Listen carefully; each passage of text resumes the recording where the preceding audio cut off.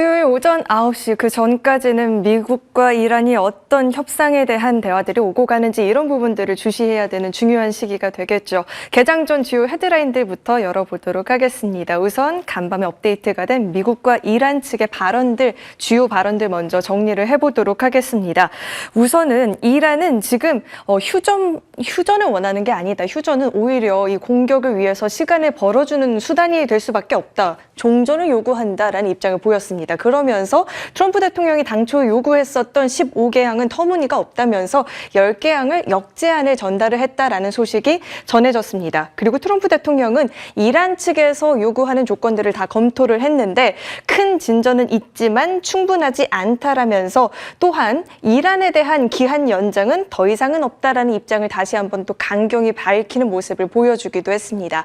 그리고 이어지는 군사작전 이 기자회견에서도 트럼프 대통령의 일관적인 그런 강경한 태도들을 확인을 해볼 수가 있었는데요. 다음 장 보시면 자 이제 관련 발언들이 있는데 우선은 데드라인을 넘기게 된다면 교량과 발전소를 모두 파괴하겠다라는 발언을 또 한 번 내놓기도 했습니다. 그러면서 이제 그러면 데드라인 전에 어떤 조건들이 충족이 되어야 하는가라는 기자의 질문에 석유 자유통항이 반드시 포함되어야 된다라는 발언을 하기도 했죠. 그리고 국방장관 쪽에서도 굉장히 수위 높은 압박의 발언이 있었습니다.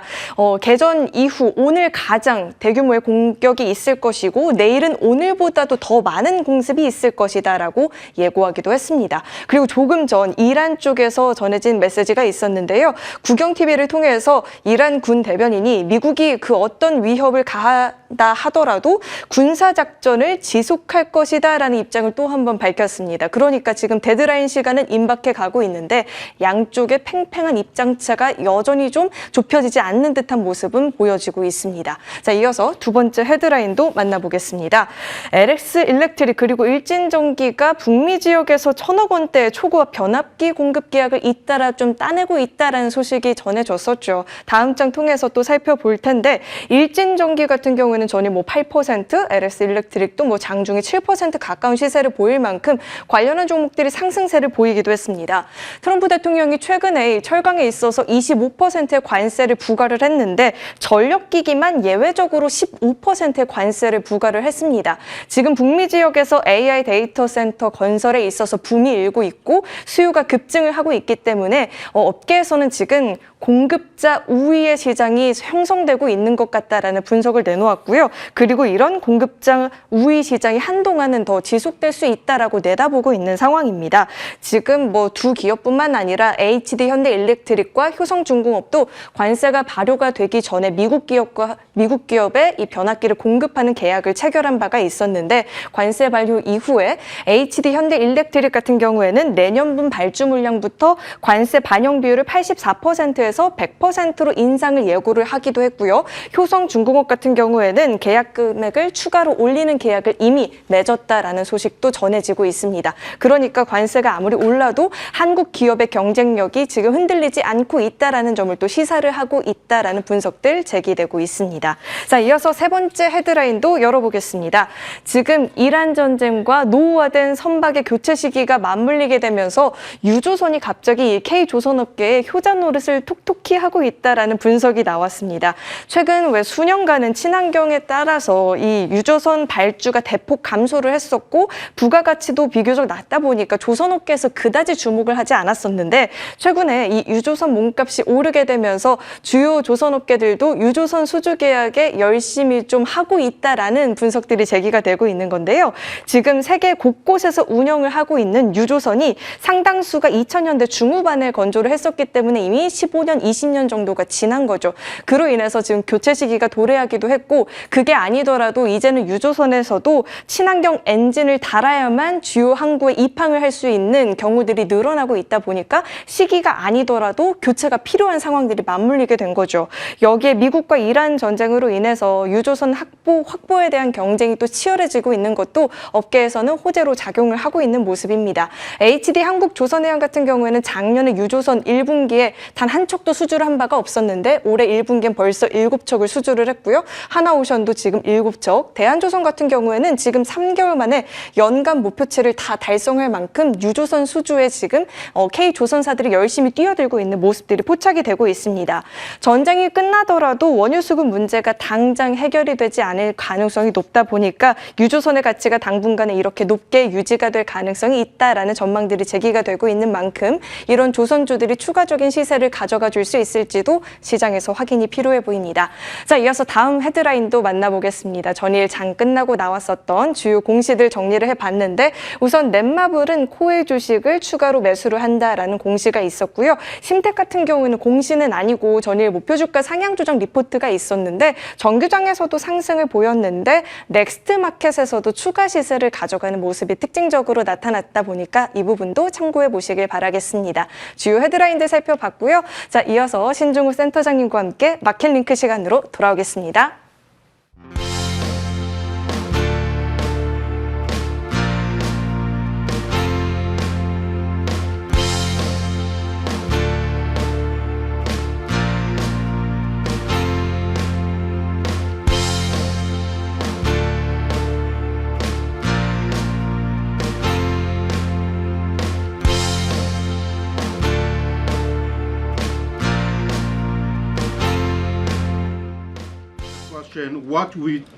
What would be your reaction if the Iranian people rise up against their regime during a ceasefire, Mr. President? Well, they should do it, but again, the consequences are great. So somebody said, "Oh, he doesn't have a plan. I have the best plan of all, but I'm not going to tell you what my plan is." You know. 네, 트럼프 대통령이 갖고 있는 최고의 계획이 무엇인지는 모르겠으나 데드라인이 임박한 만큼 촉각을 곤두세우고 주목을 해봐야 되는 시기인 것 같습니다. 그럼 전략들 살펴보기에 앞서서 주요 지표들 열어보도록 하겠습니다. 우선 미국과 이란의 협상이 외교적으로 해결이 되지 않을까 하는 기대감 속에서 코스피 야간 선물이 1.4%대 강세를 보였고요. EWY도 2% 넘는 오름세를 보였습니다. 유가도 살펴보겠습니다. 데드라인을 넘기면 교량과 발전소를 파기한다라는 발언이 또 한 번 나오게 되면서 WTI가 상승을 보였죠. 1% 가까운 오름세를 보였고요. 브렌트유 같은 경우에는 0.1% 하락을 보였습니다. 자, 이어서 신중우 센터장님과 함께 또 전략들도 챙겨보도록 하겠습니다. 센터장님, 어서 오세요. 네, 안녕하십니까. 네, 뭐 이 군사작전 기자회견에서도 그렇고 트럼프 대통령이 이 데드라인을 넘기지 않겠다라는 입장을 보였습니다. 지금 예. 그 어떤 기로에 놓여 있는 듯한 심정인데요. 네. 시장을 좀 어떻게 바라봐야 될까요? 일단 우리 시각으로 오전이면 또 기한이 끝나잖아요. 그래서 그런 부분들이 약간 긴장도가 높아진 건 사실이지만 그리고 앞으로 또 어떻게 또 손바닥 뒤집듯 어떤 액션이 나올지 모르는 상황이긴 하지만 시장이 그런 부분보다는 전반적으로 3월과 그리고 3월 중순, 중하순 4월에 넘어오면서 이란발 전쟁 리스크에 대한 어떤 충격 자체가 피크아웃해서 좀 내려가는 느낌을 받고 있어요. 유가가 그렇게 많이 내려오지 않았음에도 불구하고 미 증시 그리고 우리나라 증시도 조금은 뭐랄까요, 적응력을 보여주고 있다고 해야 될까요? 물론 실질적인 피해는 또 뒤따라서 계산이 되고 업종별로 경제 규모별로 여러 가지 이제 유불리가 있긴 하겠지만 전체 시장적인 부분을 보면 호르무즈 해협의 어떤 이슈가 계속 있음에도 불구하고 그리고 유가가 높은 상황에도 불구하고 증시 자체는 좀 바닥에서 좀 뭐랄까요, 하방 경직성을 보여주고 있다라는 그 자체가 중요한 것 같고요. 두 번째는 그래도 휴전안이 논의가 되고 있다라는 부분, 뭐 종전안을 제시는 받았지만 뭐 거부했다, 아니면 이란 쪽에서는 휴전이 아닌 종전이어야 호르무즈 해협을 열겠다. 그러니까 이런 식의 왔다 갔다 하는 부분들이 뭔가 그래도 조건을 갖고 그 테이블에 앉으려고 하는 거 아니냐. 더불어서 우리가 예상컨대 호르무즈 같은 경우에는 뭐 통행세를 받는 한이 있더라도 열 가능성이 높은 거 아니냐. 이런 게 이제 시장의 가장 큰 어떤 뭐랄까 전환기에 대한 인식인 것 같습니다. 다만 이제 협상 전의 기간이 딱 앉기까지의 기간은 가장 격렬할 수밖에 없거든요. 경우에 따라서는 오늘 오전에 갑자기 미사일이라든지 여러 가지 어떤 물리적인 공격 형태도 나타날 수는 있습니다만 이게 다시 이제 그러면 이슈가 막 확대되는 거냐라고 보기에는 3월은 그래도 이슈가 막 확대되면서 이 정도의 파괴력을 보여줬기 때문에 니네 테이블에 앉을 때는 좀 경각심을 갖고 앉아야 돼 이런 느낌이었는데 4월은 이슈의 봉합으로 가는 과정, 그리고 그 테이블을 앉기까지의 다소 격렬하지만 그래도 종전 내지는 휴전으로 가는 어떤 깔딱고개 정도로 봐야 되지 않을까 싶습니다. 네, 이 전쟁 피해 규모 축소 여부를 떠나서 지금 이런 이슈들에 있어서 시장이 그래도 어느 정도 내성을 좀 가져가고 있는 건 아닐까라는 생각이 또 듭니다. 코스피 시장도 전일 보면 반등을 보였거든요. 물론 외국인들이 매도세를 보이긴 했습니다만 이전과 비교해서 봤을 때 그 규모 자체가 그래도 상당히 많이 줄었다라고도 볼 수 있을 것 맞아요. 같아요. 기관과 외국인들이 어떤 종목을 좀 집중적으로 관심을 가졌고 저희가 거기서 유의미한 해석을 좀 얻어볼 수 있을까요? 어제 뭐 전체적인 시장에서 외국인은 매도를 좀 했지만 최근 한 3월 말 4월 초 들어서는 약간 매도세가 완화된다? 뭐 강도가 좀 약해졌다라는 느낌은 좀 있습니다. 그리고 전체적인 모습에서 삼성전자와 이 어떤 반도체에 대한 매수가 외국인과 기관에서 동일하게 나타났어요. 아시겠지만 뭐 한두 시간, 1시간 정도 있으면 삼성전자의 1분기 실적 가이던스가 나올 텐데 지금 시장에서는 컨센서스보다 월등히 높을 것이다. 서프라이즈가 날 것이다. 라는 얘기가 나오다 보니까 기관들의 매수 그리고 외국인들이 순매수해주는 삼성전자도 외국인들이 돌아온 게 굉장히 오랜만일 거예요. 그리고 이런 모습 때문에 좀 기대가 있는 것 같고 근데 좀 차이점은 외국인 같은 경우에는 이제 방산도 같이 좀 매수를 했습니다. 그래서 반도체뿐만이 아니라 이 섹터가 확산되는 부분들에 대한 느낌을 좀 보여주는 것 같고요. 그리고 2차 전지도 같이 매수를 했다라는 점 굉장히 주목해 볼 만하고 2차 전지는요, 이 기관도 같이 매수를 했습니다. 그래서 2차 전지에 대해서 물론 삼성전자야 오늘 이제 실적 가이던스가 있기 때문에 더불어서 워낙 좋은 성적에 대한 기대가 있기 때문에 단기 트레이딩 관점에서 매수를 했다라고 보면 되겠지만 2차 전지는 오히려 이란 전쟁 이후에 뭔가 1차 전지에 대한 시각이 바뀐 것들이 반영이 되고 있어요. 큰 바닥에서 돌고 있는 느낌을 외국인과 기관의 매수에서도 우리는 조금 찾아볼 수 있다. 이렇게 보면 될 것 같습니다. 네, 외국인과 기관이 공통적으로 관심을 두었었던 쪽은 어디인가에 대해서도 시장은 좀 고민을 해봐야 될 텐데 우선 삼성전자는 잠시 뒤에 정말로 이제 1분기 잠정 실적 발표를 앞두고 있는 상황입니다.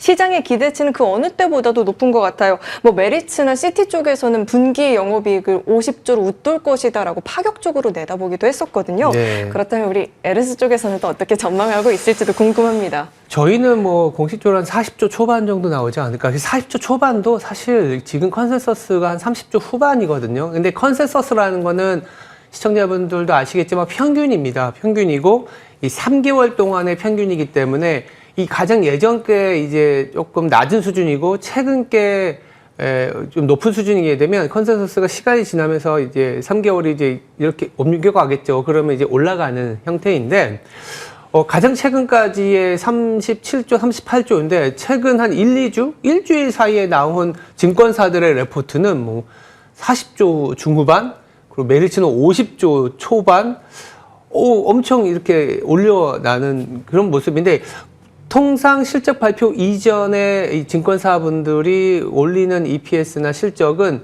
어떻게 보면 확률적으로 맞을 가능성이 높아요. 그러니까 숫자가 맞다라는 게 아니라 컨센서스보다 높을 가능성. 그러면 37조대가 아니라 못해도 40조 후반일 가능성. 그러면 서프라이즈일 가능성은 굉장히 높을 것 같다.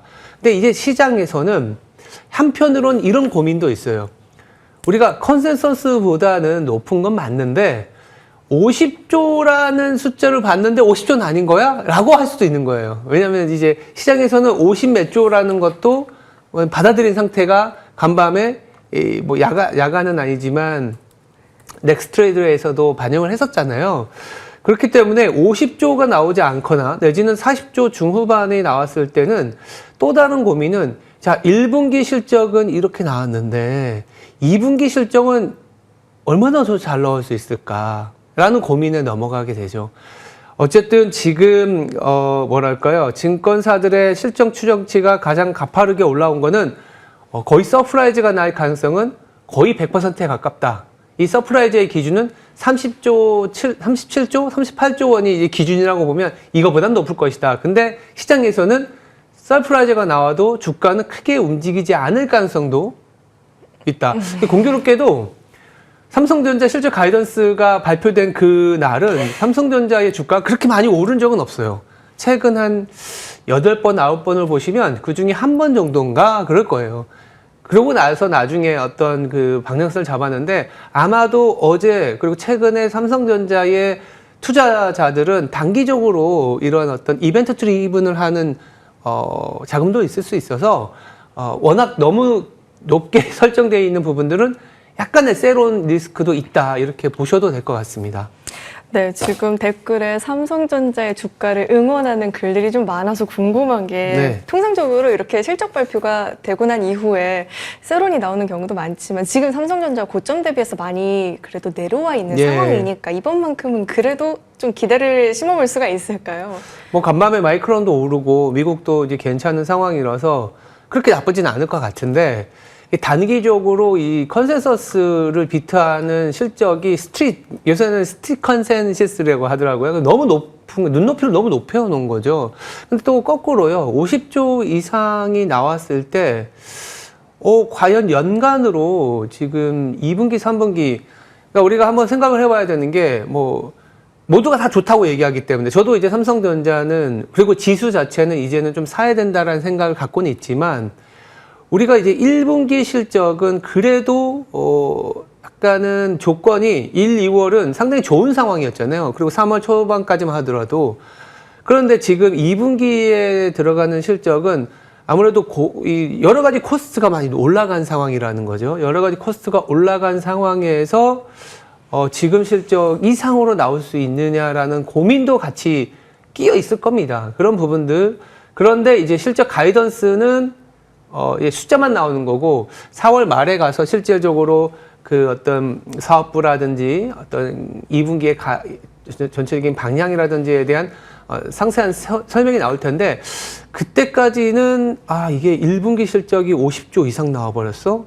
그럼 2분기, 3분기는 이거보다 더 잘 나올 수 있을까? 라는 퀘스천이 일단 하나 붙을 수 있고 아주 단기적으로는 이제 삼성전자 실적 발표 가이던스 이후에 켜켜이 쌓여 있는 미국의 기업들의 실적과 어떤 미국 빅테크 기업의 실적을 보고 그리고 이번 주에 FOMC 의사록이라든지 물가지표라든지 4월 중순에 또 물가지표 많이 나오잖아요. 그럼 이러한 매크로적인 리스크를 짊어지지 않고 싶은 단기 트레이딩 하시는 분들은 오늘 아주 좋게 나올 때 좀 팔고자 하는 그런 것도 있겠죠. 헤쳐 나가야 될 산이 또 많아 보이긴 합니다.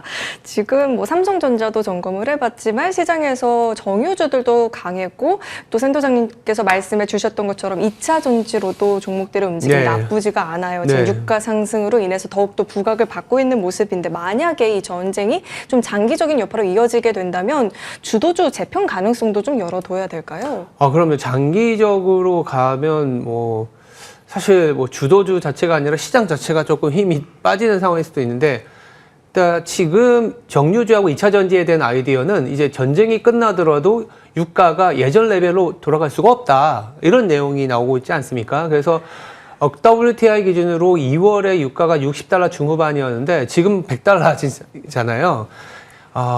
WTI 기준으로 $100인데, 전쟁이 끝나도 지금 장기적인 선물에서는 거의 80 후반에서 $90 정도로 유가가 형성될 가능성이 높다. 그러면 이란 전쟁 이전보다는 50%가 높은 상황입니다. 그럼 고유가인 상황이 유지가 되기 때문에 이 고유가일 때 수혜를 받는 업종 내지는 좀 피해인 업종이 엇갈릴 수밖에 없고 소비재나 이런 쪽은 피해를 보는 게 맞는 것 같고 환율도 높으니까. 다만 정유주는 정제마진이나 이런 부분들이 그래도 괜찮을 수 있다라는 얘기를 좀 들을 수 있는데, 저는 더 아까 이제 외국인과 기관이 동시에 매수했다라는 그 2차 전지에 조금 더 눈이 가요. 그러니까 저는 2차 전지를 굉장히 그렇게 좋게 보진 않았었는데, 최근에는 리튬 가격이 좀 안정을 찾는 부분, 그리고 한 2년 동안 공급 과잉 과정이었기 때문에 배터리 가격이라든지, 그리고 그 기업들이 자체적으로 비용을 효율화하는 과정이 충분히 있었다라는 거죠. 그래서 OPM이라든지 마진을 이 상황에서도 그래도 잘 낼 수 있는 LG 에너지 솔루션은 이미 실적을 조금씩 내기 시작했고 삼성 SDI 같은 경우는 여전히 적자긴 하지만 내년에는 흑자로 돌아서는 그러니까 큰 틀에서의 턴어라운드 국면이었는데 그래서 하반 경기성이 상당히 높았는데 최근에 고유가로 인해서 ESS 그러니까 뭐 신재생 에너지를 조금 리저브할 수 있는 ESS에 대한 아이디어라든지 뭐 전기차에 대한 기대감이라든지 이런 부분들이 2차 전지 그리고 배터리 가격은 치플레이션과 반대로 치플레이션은 너무 비싸져서 효율성을 추구하는 구글의 터보 퀀트 같은 것들 나왔는데 배터리 가격은 이제 많이 하락했어요. 그래서 배터리 가격이 하락한 거에 대한 기대로 이제는 큰 턴어라운드에서 2차 전지는 좀 바닥권에서 이제 슬슬 아니면 이미 바닥에서 벗어나고 있는 그런 업종이지 않겠냐 보고 있습니다. 네, 그리고 외국인과 기관이 그래도 공통적으로 관심을 보였었던 2차 전지 쪽으로 눈여겨볼 수 있지 않을까라는 의견도 한번 챙겨봤는데요. 시장에 있어서의 궁금증이 있습니다. JP모건 CEO 같은 경우에는 인플레, 뭐 AI 등등의 리스크를 올해 마주하고 있다라는 의견을 냈다 하면 마이클 윌스 같은 경우에는 지금 지수 저점 형성하고 있으니 선별적으로 투자를 늘려야 된다 이런 의견을 좀 내놓기도 했거든요. 이런 가운데 우리는 시장 전략을 좀 어떻게 챙겨가 봐야 될까요? 네, 재밌습니다. 마이클 윌슨은 잘 아시는 분들은 굉장히 비관론자의 월가의 마지막 비관론자로 유명했었는데 많이 틀렸다가 다시 이제 긍정으로 바꾸고 최근에는 또 굉장히 강한 긍정의 시각을 보여주고 있는데 둘 다 저는 제가 바라보고 있는 의견하고 조금 일치되는 부분도 있어요. 마이클 윌슨이 경기 순환주나 금융주 I2에 투자를 하자. 금융주에 투자하자라는 부분에 좀 주목을 하실 필요가 있을 것 같아요. 금융주는 뭔가요? 돈을 빌려주면서 거기에 마진을 받아가는 기업이지 않습니까? 그러려면 연준이 금리 인하라든지 유동성 보강 정책이 나와줘야 돼요. 그런데 다이먼 회장이 얘기한 게 지정학적 리스크, 인플레, AI 이런 얘기 많이 했지만 결국은 뭐냐? 인플레이션 압력이 상당히 높아지고 그리고 AI의 도입으로 인해서 장기적으로는 생산성이 높아지긴 했지만 단기적으로는 물가가 높아지면서 경기에 하방 리스크가 생길 수 있다라는 얘기를 하는 거예요. 그런데 사모대출이나 이런 부분들이 위기가 오면 어떡할래? 라는 거죠. 이 상황에서 어떤 얘기냐? 아니 금융 규제가 빡빡하니까 대출에 대한 그로스가 떨어지고 있어 이런 얘기예요. 그래서 이 이란 전쟁으로 해서 경기 리스크가 더 불거지고 사모펀드 이슈가 된다면 은행의 규제를 풀어줘라 이런 얘기입니다. 저는 그래서 저도 이제 주식을 사자라는 얘기를 하고 있고요. 코스피가 PER 8배를 깨고 내려온 상황이기 때문에 박스권 5천에서 6천을 상정한 그런 대응 전략을 말씀드리도록 하겠습니다. 네, 지금까지 신중우 센터장님과 함께 전략 나눠봤고요. 센터장님과 함께 글로벌 식스 여기서 인사드리겠습니다. 고맙습니다.